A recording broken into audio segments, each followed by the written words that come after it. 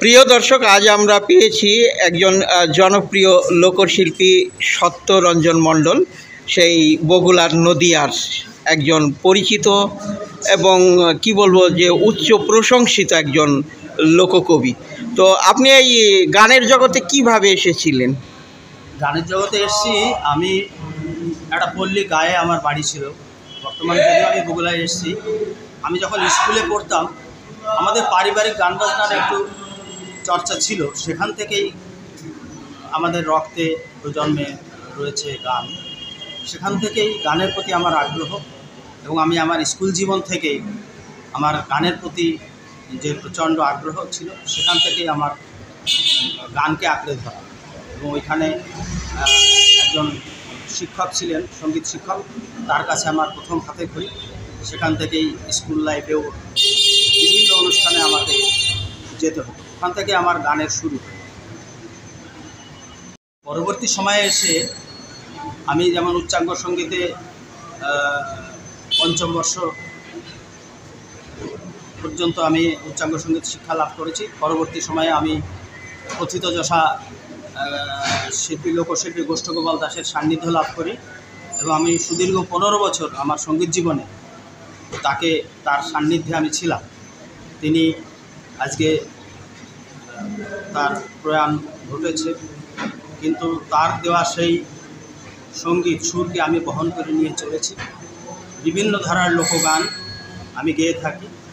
আমি এই সুবাদে বলি, আমি অল ইন্ডিয়া রেডিওর লোকসঙ্গীতে সাধারণ বিভাগে এ গ্রেড শিল্পী হিসাবে স্বীকৃত এবং 1985 সাল থেকে আমি বেতার এবং দূরদর্শনের এ গ্রেড শিল্পী হিসাবে নিয়মিত লোকসঙ্গীত পরিবেশন করে থাকি। আর এ পর্যন্ত আমার 600-র অধিক লোকসঙ্গীত বিভিন্ন কোম্পানি থেকে আমার রিলিজ করেছে। প্রধানত উল্লেখ করা যেতেই পারে দিল্লি বম্বের টি সিরিজ কোম্পানি, গুলশান কুমারের টি সিরিজ কোম্পানি থেকে আমার 100-র অধিক গান বেরিয়েছে।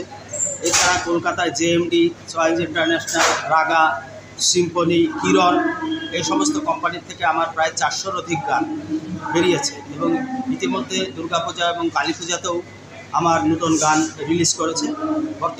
বর্তমানে আমি জেএমডি কোম্পানির শিল্পী, সেখান থেকে আমার গান নিয়মিতভাবে প্রকাশিত হয়ে চলেছে।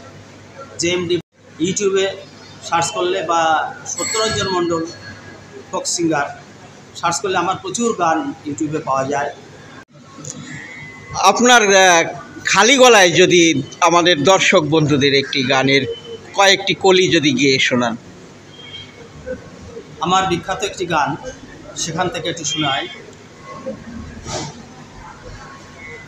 উপরওয়ালা ডাকবে যেদিন কারো বাঁধন মানবে না, যেদিন যাবি শ্মশান ঘাটে পালঙ্ক কেউ দেবে না,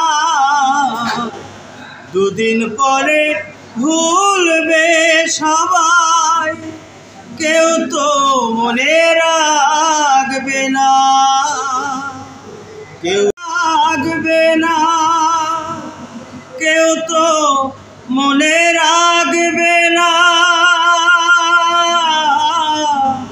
কেউ তো মনে রাখবে না। অসাধারণ, ধন্যবাদ চ্যানেল আনন্দের পক্ষ থেকে।